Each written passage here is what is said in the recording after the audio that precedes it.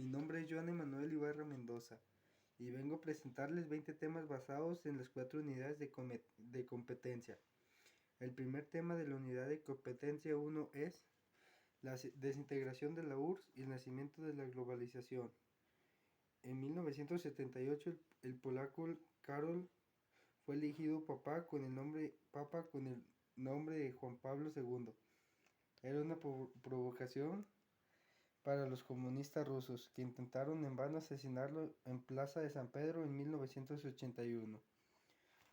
Después de la caída del muro de Berlín en noviembre de 1989, todos los estados de Europa del Este rompieron con el comunismo y al año siguiente se consumó la reunificación de Alemania. En diciembre de 1991 la URSS se desintegró.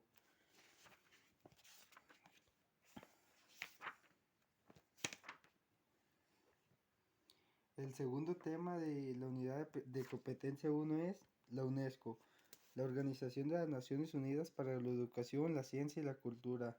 Nació en la Segunda Guerra Mundial a finales de 1945 con el objetivo de contribuir a la paz y a la seguridad en el mundo.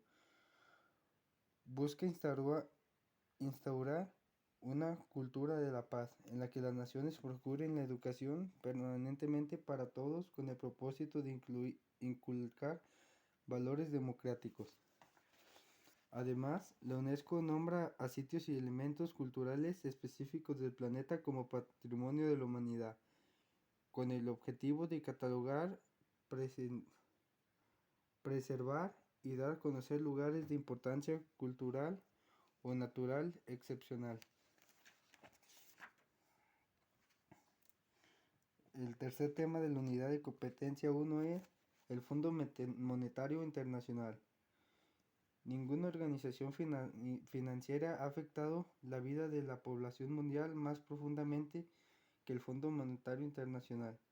Desde su creación después de la Segunda Guerra Mundial, la principal tarea del FMI consiste en la estabilización del sistema financiero mundial y ayudar a los países en problemas en tiempos de crisis. Cuando un país se encuentra con dificultades financieras, el FMI proporciona apoyo en forma de préstamos. A cambio, exige la aplicación de medidas que sirvan para garantizar la solvencia del país con el fin de permitir el pago del crédito. El cuarto tema es nace el mundo digital. El primer computador en términos modernos, el Z3, tomó cuerpo en 1941 durante la Alemania nazi. Tardaba 3 segundos en realizar una multiplicación, demandaba 4000 watts y pesaba 1 tonelada. Acabó destruido por el bombardeo aliado de Berlín en 1943. En 1984 nació el célebre Macintosh, la primera computadora personal con ratón. Aunque Xerox había hecho la primera PC, Jobs y Wozniak fueron los primeros en pensarla para la gente común. Pretendían que este apartado sirviera como un electrodoméstico más en la casa. En 1995, con su empresa llamada Pixar, Jobs produjo la primera película animada por computadora, llamada Toy Story, y con el tiempo se realizaron muchas más. En 2001 comenzó la escalada de gadgets sin los cuales muchos jóvenes y adultos de la actualidad no podrían vivir. El quinto y último tema de la unidad de competencia 1 es el ciudadano en Roma y en la Edad Media.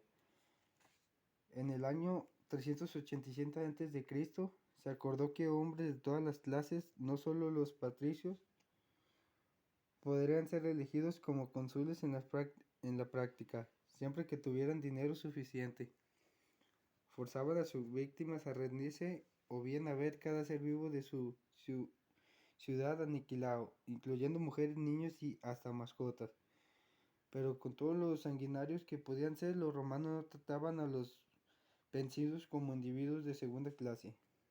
Después de la caída del Imperio Romano de Occidente en En 476 se inaugura una nueva etapa.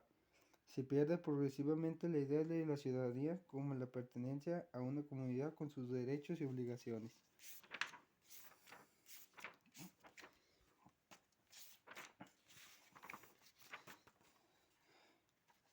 El primer tema de la unidad de competencia 2 es el humanismo.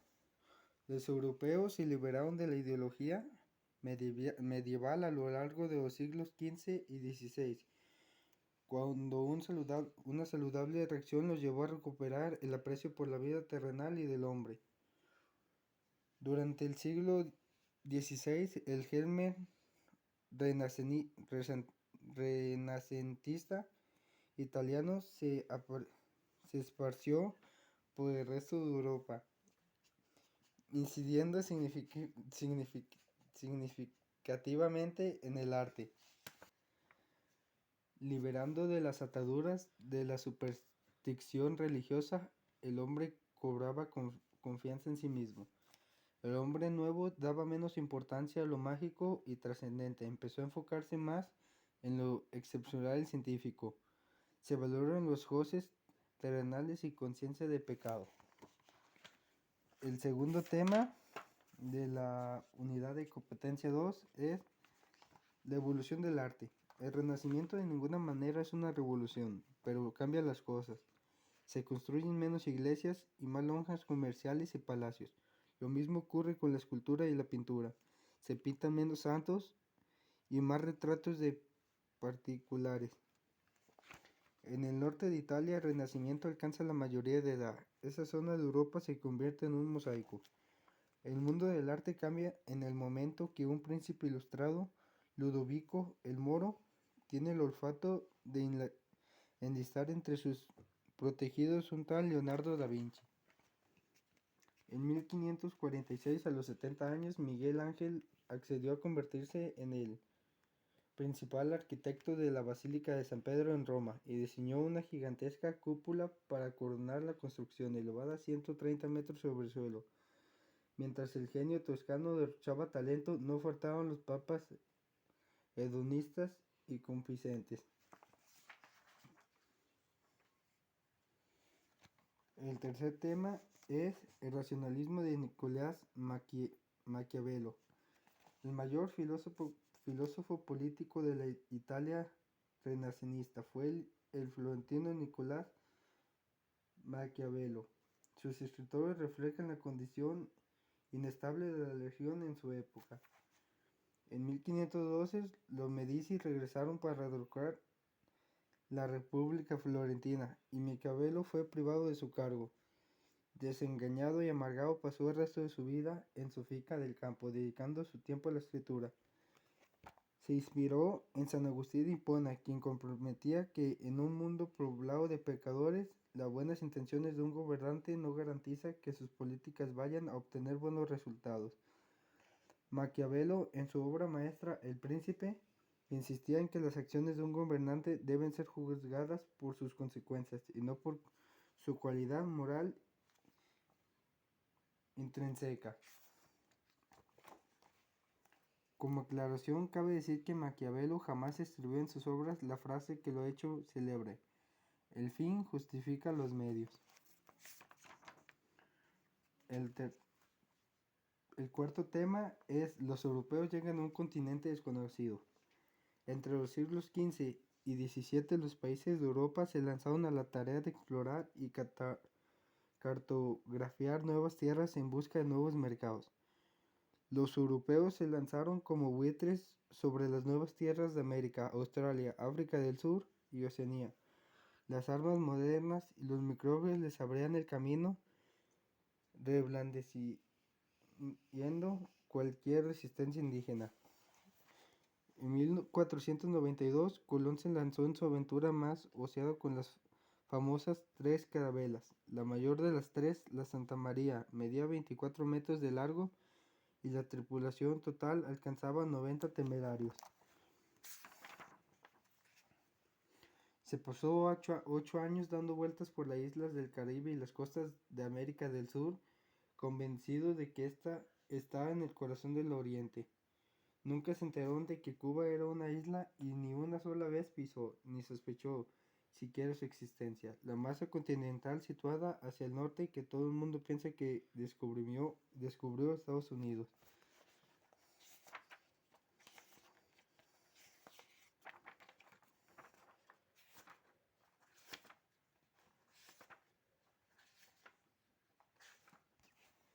El quinto tema es Independencia de América Latina. El venezolano Simón José Antonio de la Santísima Trinidad Bolívar y Palacios Ponte y Blanco, más conocido como Simón Bolívar, es la estrella de la época. Lideró en su causa independentista a Venezuela, Ecuador, Bolivia y Colombia. En ese tiempo incluía lo que hoy es Panamá. Su figura y su proyecto en Sudamérica Unidad bajo una misma bandera ha alcanzado dimensiones legendarias. El argentino José de San Martín complementa la dupla heroica, ocupando de sus asuntos más meridionales. Protagonizó las luchas de Argentina, Chile y Perú. En México, aunque las primeras sublevaciones se dieron en 1808, la revuelta principal comenzó en 1810, comandada en un inicio por el capitán Ignacio Allende. Más tarde invitaron al cura Miguel Hidalgo, quien se convertiría en el líder del movimiento e insigne prócer de la patria. La verdadera independencia de México se planeó y promovió en el Templo de la Profesora en 1820. Un año después, en 1821, el triunfante ejército independentista hizo su entrada a Ciudad de México. El primer tema de la unidad de competencia 3 es la guerra común constante de la historia de la humanidad. El primer conflicto bélico documentado con toda seguridad, hubo otros. Ocurrió a la orilla del lago Turkana en Kenia, hace como 10.000 años, cuando un grupo de entre 12 y 17 personas integrado por hombres, mujeres y niños fue atacado por una horda de guerreros que los exterminaron a flechazos. Después los atacaron con mazos y los remataron con armas filosas. Este acontecimiento marcó el banderazo de la salida a una seguidilla de conflictos. Solo en 267 años ha habido una tregua, es decir, la guerra ha sido la marca registrada de la humanidad en los últimos milenios. Es como un virus en el sistema operativo del Homo sapiens. Cuando los pueblos se hicieron agricultores y los excedentes de los cultivos le permitieron desarrollar nuevas tecnologías, ejércitos, burocracias y jefes, sus poblados y tribus adquirieron la fuerza y organización necesarias para disputarse los campos en feroces guerras. Las tierras no ofrecían gran cosa, no desarrollaron tecnología alguna y siguieron siendo pacíficos cazadores, recolectores, sin problemas de propiedad ni liderazgo que propiciaran guerras.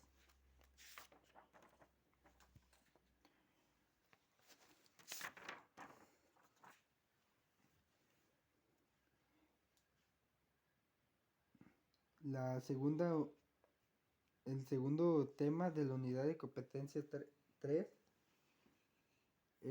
empieza la colonización europea de África. No se sabía mucho de este continente rico y prácticamente virgen, pero lo que se conocía era más que suficiente. Estaba preñado de oro, diamantes, marfil, maderas exóticas, minerales, cacao. Lo único que quedaba por inventariar la cuenca del río Congo. Recibió la visita del explorador Henry Morton Stanley.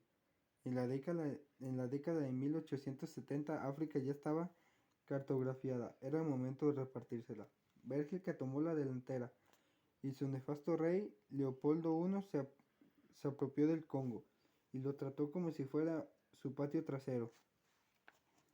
Francia, despojada de sus colonias americanas a manos de los ingleses, se instaló con gustos en el noreste, un sano complemento a la Argelia ya invadida en 1830, pero quería Sudán. Los británicos se concretaron en Egipto para asegurar su presencia en el canal de Suez. Los portugueses probaron suerte en los actuales Angola y Mozambique. Alemania llegó tarde y tuvo que contentarse con lo que hoy es Namibia, Togo, Camerún y Tanzania. El cuarto tema es el Tratado de Versalles. Los representantes de los aliados se reúnen en el Salón de los Espejos del Palacio de Versalles, París, para ajustar la cuenta a Alemania. Tras 6 meses de negociaciones sobre el futuro de los alemanes y del mundo, van a firmar un tratado de paz. Alemania firma el Tratado de Versalles en un vagón de tren que Hitler mandaría a destruir años después. La Segunda Guerra Mundial estalló 20 años y 33 días más tarde. El quinto tema es antecedentes de la guerra, el acceso de Adolf Hitler. Adolf Hitler nació en Afel, Austria en 1896. Cuando la Primera Guerra Mundial estalló, fue aceptado como voluntario en el ejército bávaro, pese a no tener nacionalidad alemana. En 1922 aseguró que al llegar al poder aniquilaría a los judíos. Al interior de una cervecería en 1924 en Múnich, Hitler lideró un intento de golpe de Estado, ridículamente atrevido. Acabó preso. No perdió el tiempo tras las rejas, y allí escribió 4 años y medio de lucha contra las mentiras, la estupidez y la cobardía, que la editorial acortó a simplemente Mi lucha. Una vez liberado, asumió el liderazgo del partido nazi, aprovechando sus grandes dotes de orador. Cuando tomaba la palabra, a todos los dejaba con la boca abierta. Exponía sus ideas con una pasión devorada. En las elecciones de 1933 obtuvo un 37% de los votos. El primer tema de la unidad de competencia 4 es Historia de la construcción de la identidad mexicana. Lo que hoy es México, lo que somos, no existiría si no hubiera llegado Hernán Cortés. Los españoles conquistaron el imperio mexica, gracias en parte al apoyo de más de 250,000 indígenas hartos del trato recibido por los sanguinarios aztecas. En 1521, decenas de pueblos de la muy dividida Mesoamérica marcharon unidos para tomar Tenochtitlan y acabar con la tiranía del Tlatoani. México es una mezcla en la que se funde lo hispano, lo amerindio. Por eso, cuando hablamos de nuestras raíces, no debemos referirnos solo al indígena, que es una de ellas, sino también a la hispana, que es la otra. Incluso se habla de una tercera raíz, la africana. El segundo tema es nuestro pasado indígena y español. Decimos que somos descendientes de los aztecas para que la conquista posterior tenga sentido. Asimismo, el mito del indígena mágico comienza por decirnos que somos indígenas. Es decir, que lo que se independizó en 1821 fue lo mismo que fue conquistado en 1521, lo cual es absolutamente falso, ya que el señorío azteca fue conquistado y destruido. Pero México no tiene 3000 años de historia, nuestra nación es mestiza. Ni los mayas, ni los toltecas, ni los olmecas, ni los aztecas eran antiguos mexicanos. Eran mayas, toltecas, olmecas y aztecas. El tercer tema es la crisis de identidad del mexicano. Gran parte de la falta de identidad de los mexicanos se debe a que renegamos de nosotros mismos. El que se siente conquistado por el español, pero dice no ser indio. El que dice no ser indio, pero reniega del español.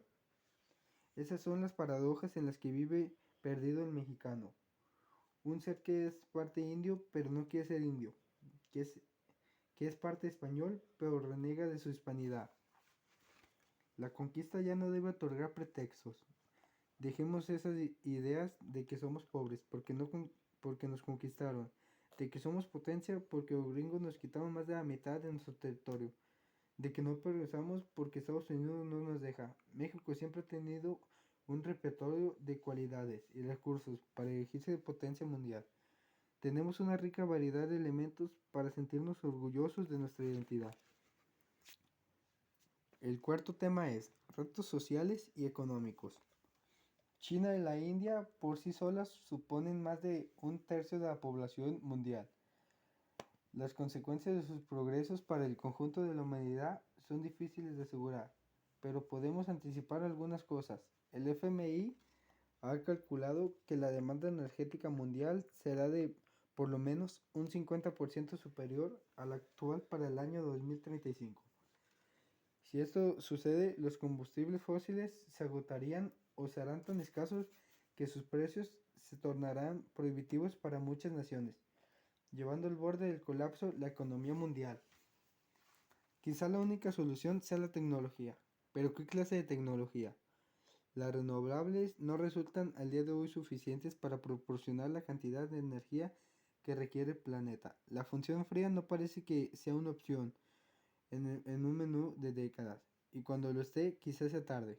En cuanto a los alimentos, podríamos obtenerlos del fondo de los océanos o elaborarlos de materiales sintéticos. Lo cierto es que no sabemos cómo vamos a solucionar este embrollo. El quinto, el quinto y último tema es pensar globalmente, actuar localmente. Ante este desafío supremo y una probable colosal catástrofe ambiental, social y económica, más que nunca se necesita el esfuerzo global para revertir este proceso. Nuestro planeta es viejo y no tan fuerte como hace 2000 millones de años. Los humanos hemos tratado de utilizarlo en nuestro único y exclusivo beneficio. La Tierra en toda su historia había evolucionado favoreciendo a las especies que dejaban un mejor entorno para progenie y eliminando las que destruían su hábitat. Los Homo sapiens hemos sido tan destructivos hasta el punto y hemos dañado tan gravemente a la Tierra que ahora nos amenaza con la pena capital, la extinción. Gracias, maestra. Este es mi producto.